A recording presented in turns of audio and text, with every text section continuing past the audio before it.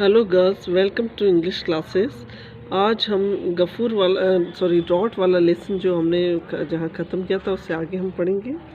हमने जहाँ से ख़त्म किया था वो मैं बताती हूँ आपको यहाँ से, है ना। अब हम आगे पढ़ेंगे। इट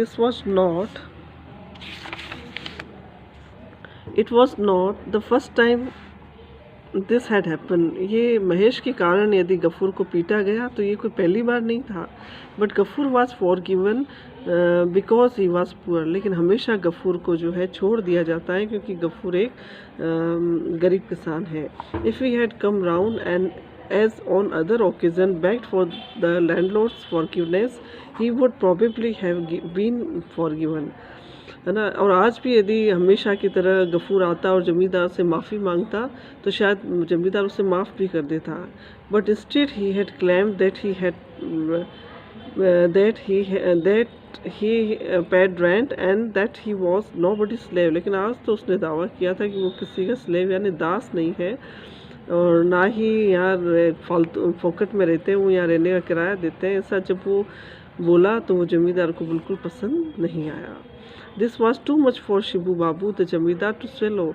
इतना सब पचाना तो शिबू बाबू जमींदार के लिए बड़ा मुश्किल था। Gafur had borne the beating and torture without protest. Gafur को पीटा गया, बीटिंग यानी पीटा गया, टॉर्चर यानी उससे भला बुरा भी कहा गया। At home too he lay in a corner without a word. और अपने घर आकर भी वो एक कोने में पड़ा रहा, कुछ भी नहीं बोल रहा था, एक शब्द भी नहीं बोल रहा था, चुपचाप पड़ा रहा। Hunger and thirst he had forgotten but his heart was burning within him like the sun outside. अब वो भूख और प्यास को भूल चुका था। अब उसका मन जो है अंदर से जल रहा था, जैसे सूर्य जलता है बाहर, है ना, वैसे ही उसका मन भी जल रहा था। He had kept no count of now time passed, है ना। उसका टाइम अब कैसे बीत रहा है उसे बिल्कुल भी समझ में नहीं आ रहा था। He was suddenly shaken out of his listlessness by the shriek of a girl. She was protest on the ground. अचानक से वो चुप बैठा हुआ जो गफूर था वो अचानक हिल जाता है अपनी बेटी की आवाज़ सुनकर, जो मैं घर के बरामदे में गिर गई थी। The pitcher which she had been carrying tumble over the end Mahesh was sucking up the water as it flowed on the earth. उसके हाथों से वो जो घड़े में जो पानी लेने गई थी, थोड़ा बहुत पानी लेकर भी आई थी, वो घड़ा जो उसके हाथों से उसकी बेटी के गफूर की बेटी के हाथों से गिर गया था और लुढ़क गया और सारा पानी जो थोड़ा बहुत था वो भी ज़मीन पर गिर गया। गिरे हुए पानी को महेश पीने लगा। Gafur was completely out of mind. अब तो गफूर को बिल्कुल भी कुछ भी मालूम नहीं पड़ रहा था। Without waiting another moment he sized his प्लफ head he had left yesterday for repair. अब तो उसने बिना कुछ सोचे समझे प्लफ हेड यानी जो खेत जोतने का जो हल है उसका जो ऊपरी सिरा है जो उसने मरम्मत करने के लिए रखा था उसको उठाया and with both hand struck it violently on the bent head of Mahesh. Bent है ना, झुके हुए। महेश के झुके हुए सर झुकाकर जो महेश पानी पी रहा था उसके झुके हुए सर पर दे मारा। क्या दे मारा? हल का ऊपरी हिस्सा। Once only Mahesh attempt to raise his head, but immediately his starving clean body staggering to the ground. केवल एक बार ही महेश ने उठने का प्रयास किया, लेकिन उसकी भूखी और कमज़ोर बॉडी जो थी वो लड़खड़ाकर ज़मीन पर गिर गई। A few drops of blood rolled down from his ears. और कुछ बूंदे उसकी कान में से निकलने, कुछ बूंदे खून की बूंदे जो थी वो उसके कानों में से निकलने लगी। His whole body shook once or twice and then stretching the fore and hind legs as far as they would reach. एक दो बार उसकी बॉडी हिली और फिर वो एकदम से एक दो बार हिली और एंड देन और फिर चारों पैरों को महेश के चारों पैर जो है जितना फैल सकते थे उतना फैल गए। महेश फेल डेड और महेश मर गया। What have you done, father? Our Mahesh is dead. Amina burst out weeping. Amina जोर जोर से रोने लगी और कहने लगी कि पापा आपने ये क्या कर दिया? महेश मर गया है। Gafoor did not move nor answer her. Gafoor उससे कुछ नहीं बोल रहा था, ना ही उसे कोई जवाब दे रहा था। He remain staring without blinking at a pair of motionless beady black eyes. और वो केवल उस बेल की काली आंखों को देख रहा था, अपनी आंखें बिना आंखें झपकाए एकटक जो है उसकी बेल की आंखों की तरफ देख रहा था। Both 2 hours were out. The tanner living at the end of the village came crowding in and carried off Mahesh on a bamboo poles. 2 घंटे ही बीते थे महेश को मरे हुए कि जो टैनर यानी जो चमड़ा निकालने वाले जो लोग होते हैं वो एक साथ आ गए और महेश को लकड़ी पर बांध कर लेकर चले गए। Shuddering at the sight of the shining knives at their hands, Ghafoor closed his eyes but did not speak. Ghafoor उन लोगों के टैनर के हाथों में, जो चमड़ा निकालने वाले लोग हैं उनके हाथों में चमकती हुई छुरियों को देखकर डर गया और अपनी आंखें चुपचाप बंद कर ली। The neighbor informed him that the landlord had sent for Tarak Ratna to ask for advice. हाँ, और पड़ोसियों ने गफूर को बताया कि जमींदार ने तारक रत्न को उसे सलाह देने के लिए कहा है। How would Gafur pay for the penance which the killing of a sacred animal dam.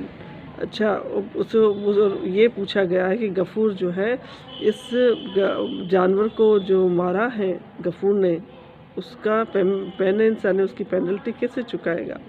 Gafur made no reply to this remark but remained squatting with his chin resting on his knees.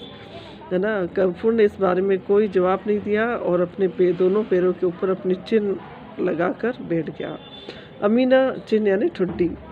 Amina dear comes let's go said Gafoor rousing his daughter at the dead of night. अंधेरी रात को, आधी रात को गफूर ने अमीना को जगाया और कहा कि अमीना चलो। He had fallen asleep in the yard where father. घर के बरामदे में अमीना सो रही थी और उसने पूछा पापा कहाँ चल रहा है। She asked rubbing her eyes. वो अपनी आंखों को रगड़ती पूछ रही थी कि पापा कहाँ चल रहा है। To work at the jute mill at Fulbar said the father. तो पिता ने कहा कि हम फुलबर जाएंगे और वहाँ जूट मिल में काम करेंगे। The girl looked at him incredulously. वो लड़की उनको अपने पिता की तरफ आश्चर्य से देख रही थी।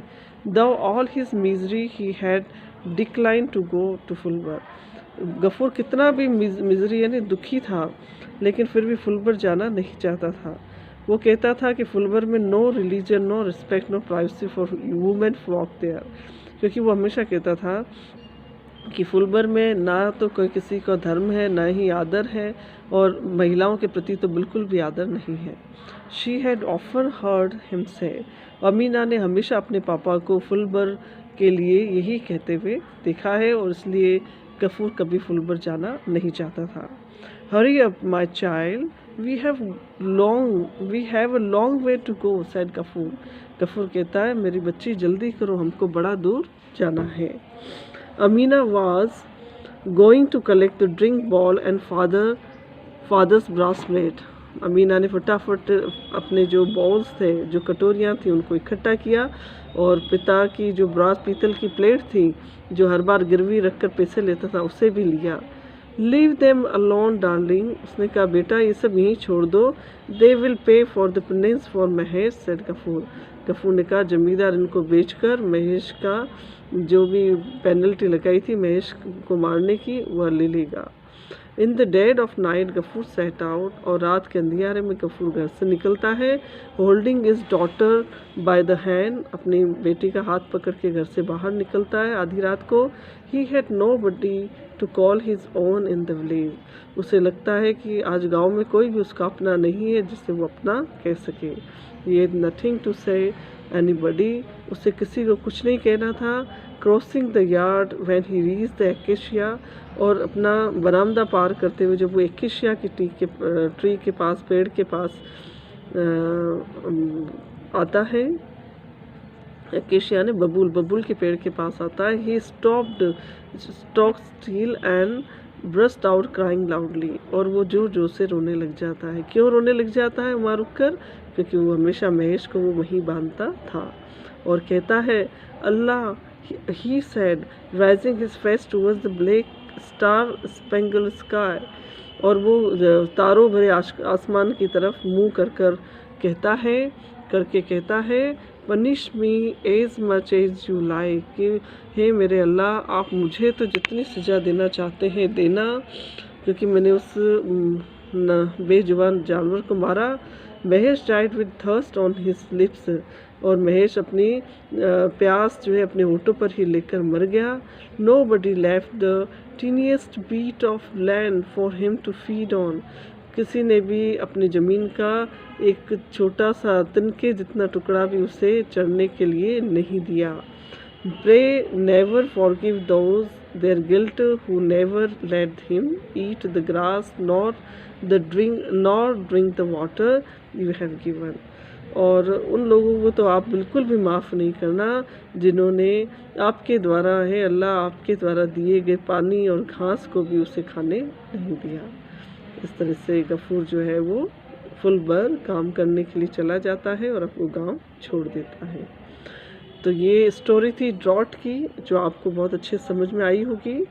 अब मैं आगे आपको क्वेश्चन आंसर भेजूंगी और वो आपको कॉपी में करना है, और यहाँ मुझे चेक करने के लिए स्कूल कॉपी लानी है।